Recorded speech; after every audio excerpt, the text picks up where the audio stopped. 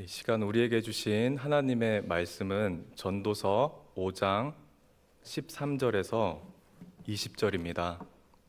전도서 5장 13절에서 20절입니다. 교독하시겠습니다. 내가 해 아래에서 큰 패단되는 일이 있는 것을 보았나니 곧 소유주가 재물을 자기에게 해가 되도록 소유하는 것이라. 그 재물이 재난을 당할 때 없어지나니 비록 아들은 낳았으나 그 손에 아무것도 없느니라. 그가 모태에서 벌거벗고 낳았은즉 그가 나온 대로 돌아가고 수고하여 얻은 것을 아무것도 자기 손에 가지고 가지 못하리니 이것도 큰 불행이라. 어떻게 왔든지 그대로 가리니 바람을 잡는 수고가 그에게 무엇이 유익하랴. 일평생을 어두운 데서 먹으며 많은 근심과 질병과 분노가 그에게 있느니라. 사람이 하나님께서 그에게 주신 바 그 일평생에 먹고 마시며 해 아래에서 하는 모든 수고 중에서 낙을 보는 것이 선하고 아름다움을 내가 보았나니 그것이 그의 몫이로다. 또한 어떤 사람에게든지 하나님이 재물과 부요를 그에게 주사 능히 누리게 하시며 제 몫을 받아 수고함으로 즐거워하게 하신 것은 하나님의 선물이라. 그는 자기의 생명의 날을 깊이 생각하지 아니하리니 이는 하나님이 그의 마음에 기뻐하는 것으로 응답하심이니라. 아멘. 예로부터 해 아래 사는 인간을 끊임없이 괴롭혀 온 것은 인간이 삶에서 직면하게 되는 외부적인 문제가 아닌 인간 안에 있는 내부적인 요인이라고 볼 수 있습니다. 이를 두고서 철학자들은 인간에게 고통을 주는 것은 문제 그 자체가 아니라 문제에 대한 인간의 판단으로 보았습니다. 인간은 자신의 삶의 가치를 둘 만한 문제 혹은 환경이 생기면 그것으로 인한 욕심이 걷잡을 수 없이 커지게 됩니다. 그래서 결국 자신이 가진 것 그 자체에 감사함을 느끼지 못하고 끝없이 타오르는 욕망으로 허덕이게 됩니다. 본문 13절입니다. 내가 해 아래에서 큰 패단되는 일이 있는 것을 보았나니 곧 소유주가 재물을 자기에게 해가 되도록 소유하는 것이라. 전도서 기자는 큰 패단을 보았다고 합니다. 이를 우리말로 번역하면 큰 불행이라는 뜻입니다. 그러나 그가 해 아래에서 본 상황 자체는 큰 불행이라기보다 큰 행복이라고 보아야 옳을 것입니다. 왜냐하면 그가 봤던 한 사람은 불행한 고민에 직면하기보다 자신이 그동안 소중하게 모아둔 재산을 어떻게 해야 할지 모르는 행복한 고민에 놓여 있는 모습에 더욱 가깝기 때문입니다. 인간은 자신이 모아둔 재산을 보고서 그동안 살아온 자신의 삶을 추적합니다. 그리고 이때까지 고군분투하며 성실하게 흘린 자신의 땀방울에 대한 노력을 스스로 치하합니다. 체코의 국민작가 카렐 차페크의 소설인 평범한 인생에 이러한 인간상이 잘 드러나 있습니다. 주인공의 아버지는 몫으로 한평생을 일했습니다. 그는 아들이었던 주인공의 공부와 장래를 위해 쉬지 않고 일하며 돈을 모았습니다. 아들에게 모아둔 돈을 종종 보여주면서 자랑했고 교훈했습니다. 이 두툼한 액수가 곧 이때까지 자신이 한 노력이며 앞으로의 계획에 대한 자신의 철저한 준비성을 대변하는 증거라고 일러주었습니다. 아버지의 바람대로 아들은 공부에 매진했습니다. 고등학교에 좋은 성적을 거두며 대학을 진학할 수 있게 되었습니다. 그러나 대학 생활에 시를 쓰는 친구를 만나게 되었고 자신도 시를 쓰며 학업을 멀리하게 되었습니다. 그렇게 젊음을 마음껏 향유하고 있던 주인공은 공부하는 자신의 인생에 환멸감을 느끼게 되었고 결국 아버지 몰래 학업을 도중에 멈추게 되었습니다. 뒤늦게 이 사실을 알게 된 아버지는 큰 불행이라도 만난 듯 분노했고 더 이상 아들에게 돈을 보내지 않았습니다. 그가 모아둔 돈은 자신의 판단대로 끝까지 사용되지 못한 것입니다. 이것이 전도서 기자가 봤던 재산에 대한 큰 불행입니다. 재산을 아무리 아끼며 모아도 그 목적과 방향성은 언젠가 자신도 모르는 사이에 보란듯이 뒤통수를 칠 때가 있기 때문입니다. 당신의 뜻대로 풀리지 않는 것이 바로 인생이라고 가르쳐 주기라도 하듯이 말입니다. 그래서 전도서 기자는 재산을 아끼는 모습은 행복한 고민이 아닌 큰 불행이며 소유하는 것 자체가 해가 될 수 있다고 말하는 것입니다. 이에 대한 이해를 돕기 위해 본문 14절에서 16절을 더 살펴보겠습니다. 그 재물이 재난을 당할 때 없어지나니 비록 아들은 낳았으나 그 손에 아무것도 없느니라. 그가 모태에서 벌거벗고 낳았은즉 그가 나온 대로 돌아가고 수고하여 얻은 것을 아무것도 자기 손에 가지고 가지 못하리니 이것도 큰 불행이라. 어떻게 왔든지 그대로 가리니 바람을 잡는 수고가 그에게 무엇이 유익하랴. 재산을 소유하는 것 자체가 인간에게 왜 큰 불행이 되겠습니까? 그것은 재산 자체가 악하기 때문이 아닙니다. 재산을 소유하는 것에 대한 불행은 인간의 연약함으로 비롯됩니다. 앞서 설명드린 바와 같이 자신이 계획하여 열심히 모은 재산의 용도를 인간은 지배할 수가 없습니다. 저와 교우님은 때때로 오랫동안 모아둔 적금을 깨야 하는 상황을 맞이합니다. 이는 성인뿐만이 아닙니다. 자신이 갖고 싶은 물건을 사기 위해 돼지저금통에 수시로 동전을 모았지만 결국 마음이 바뀌어 돼지저금통에 배를 가르는 어린 아이에게도 해당이 됩니다. 한마디로 재산에 대한 인간의 연약함은 자신이 직면하게 되는 뜻밖의 상황 자체를 지배할 수 없고 하루에도 몇 번씩 바뀌는 자신의 마음조차 지배할 수 없는 연약함이라고 볼 수 있습니다. 그래서 자식이 있어도 그에게 물려줄 재산이 남지 않는 큰 불행을 심심치 않게 겪게 되는 것이 우리 인생입니다. 전도서 기자는 16절에서 빈손으로 왔다가 빈손으로 돌아가는 인생에 대한 교훈을 합니다. 그는 저와 교우님에게 어떻게 왔든지 그대로 가리니 라고 말합니다. 이에 대해 우리는 고대 그리스 왕이었던 알렉산더 대왕을 생각해 볼 수 있습니다. 그에게는 유명한 일화가 있습니다. 한 전승에 따르면 그는 죽음을 앞두고 신하들에게 유언을 남겼다고 합니다. 자신의 관을 만들 때 양쪽에 구멍을 내어 자신의 두 손을 밖으로 내밀라고 하는 것이었습니다. 비록 자신은 인류 역사상 가장 넓은 영토를 가장 짧은 시간에 정복한 인물이었지만 죽을 때에는 이 땅에 온 모습과 같이 아무런 권력과 재산 없이 떠나야 한다는 사실을 만천하에 보여주고 싶었던 것입니다. 저와 교우님은 이 땅에 어떤 모습으로 왔습니까? 빈손으로 왔습니다. 그리고 우리는 어떻게 이 땅을 떠날 것입니까? 빈손으로 떠나게 될 것입니다. 물론 저와 교우님은 이 땅에서 예수 그리스도라는 값진 보물을 얻어 그것을 꽉 붙들고 이 땅을 떠날 것입니다. 하지만 이 땅에서 누리는 재산이라는 측면에서 살펴볼 때 큰 영토를 평정한 대왕으로부터 평범한 사람에 이르기까지 인간은 빈손으로 왔다가 빈손으로 떠날 것입니다. 그러므로 재산을 추구하며 그것을 모으려고 수고로 가득 찬 그러한 인생은 큰 불행이라고 말할 수 있는 것입니다.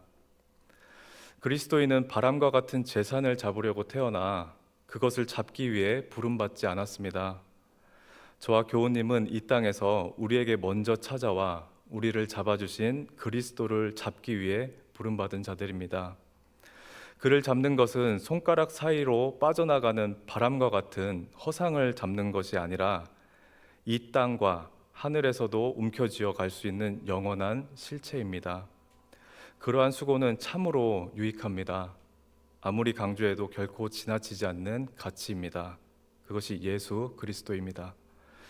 이 가치를 모르는 인생은 재산을 모으는 상황 가운데서도 어두움을 경험하게 됩니다. 본문 17절입니다. 일평생을 어두운 데서 먹으며 많은 근심과 질병과 분노가 그에게 있느니라.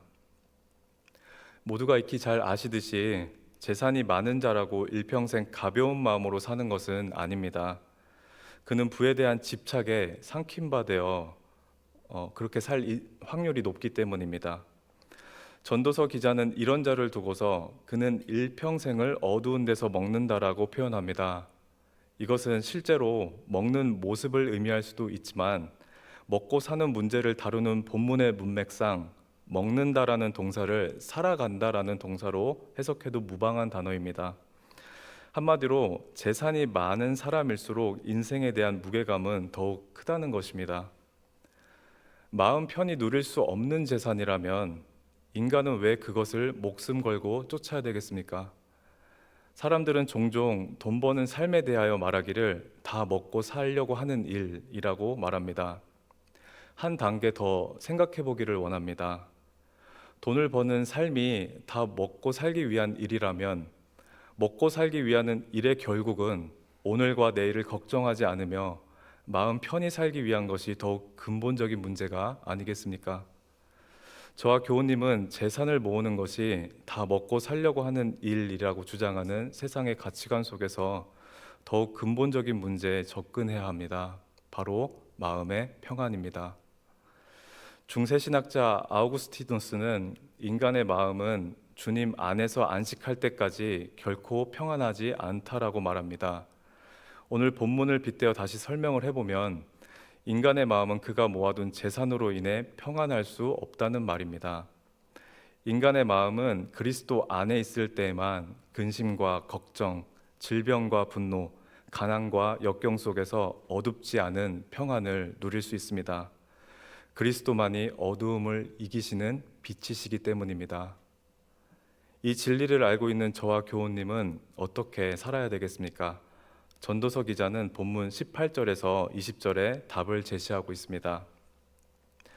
사람이 하나님께서 그에게 주신 바 그 일평생에 먹고 마시며 해 아래에서 하는 모든 수고 중에서 낙을 보는 것이 선하고 아름다움을 내가 보았나니 그것이 그의 몫이로다. 또한 어떤 사람에게든지 하나님이 재물과 부요를 그에게 주사 능히 누리게 하시며 제 몫을 받아 수고함으로 즐거워하게 하신 것은 하나님의 선물이라. 그는 자기의 생명의 날을 깊이 생각하지 아니하리니 이는 하나님이 그의 마음에 기뻐하는 것으로 응답하심이니라. 전도서 기자가 새 구절을 통해 내놓은 답의 골자는 바로 이것입니다. 자신의 몫을 즐기라. 이것은 집착으로 인해 겪는 큰 불행과 정반대에 놓인 개념이라고 볼 수 있습니다. 이에 대한 이해를 돕기 위해서 그는 저와 교우님에게 구체적인 요건들을 증거하고 있습니다. 하나님께로부터 받은 몫을 아는 것과 그것을 즐기는 일입니다.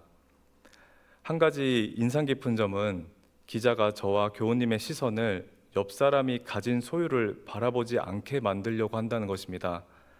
18절과 19절에 그에게 주셨다라는 표현을 두 번씩 사용하면서 하나님께서 우리에게 주신 몫을 그것에 이목에 집중을 시켜서 우리 삶을 생각하게 합니다. 우리는 사촌이 땅을 사도 배가 아픈 존재입니다. 그런 존재인 우리가 내게 주어진 몫을 바라보지 않고 남의 몫을 바라보게 되면 해 아래에서 먹고 마시는 일과 수고하는 모든 일들은 덧없는 불행받게 되지 않습니다. 하나님이 인생 가운데 보시기에 아름다운 것이 있다면 그것은 바로 자신이 지은 바가 적절한 형태를 갖추고 있는 모습을 보는 일입니다. 아름다움은 지나치게 치장된 것이 아니라 본래의 모습대로 적절하게 있는 것입니다.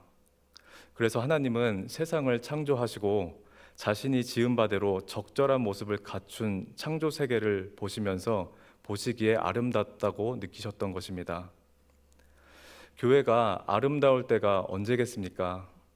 교회가 주님의 지체로서 세상의 소금과 빛의 역할을 하는 교회다움을 유지할 때입니다. 목회자가 아름다울 때는 또한 언제겠습니까? 모든 지식을 통달해 이름 있는 강연가처럼 뛰어난 스피치를 자랑할 때가 아닌 주님을 사랑하고 영혼을 사랑하는 목회자다울 때입니다. 두말할 필요 없이 교인이 아름다울 때도 마찬가지입니다. 세상 가운데서 그리스도를 온전히 뒤따를 때 교인은 아름답습니다. 하물며 하나님께서 허락하신 인생이라고 다르겠습니까?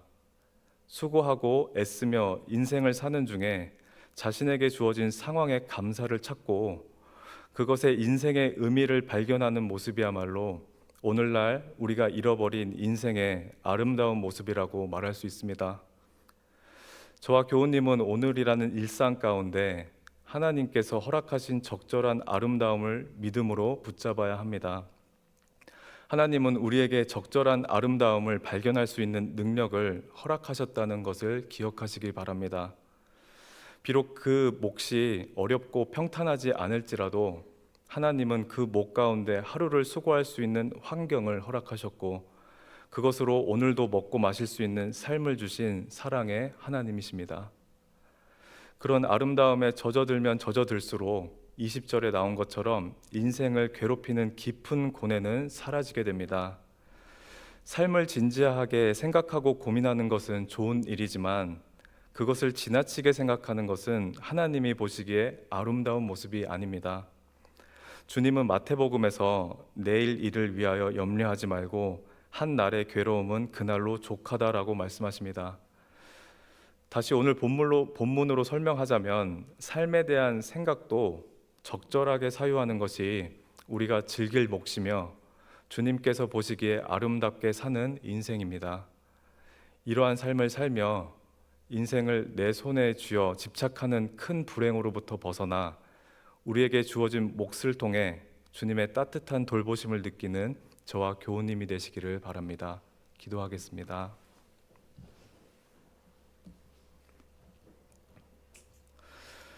하나님 아버지, 세상을 살면서 우리 마음이 괴로운 순간들이 있습니다.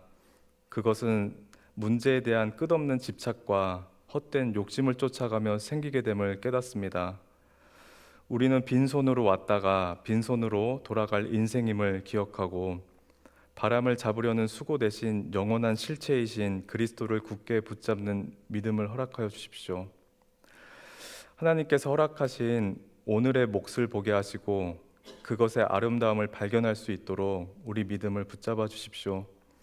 그래서 오직 주님 안에서 참된 평안과 만족을 누리는 인생이 되기를 원합니다. 예수님의 이름으로 기도드립니다. 아멘.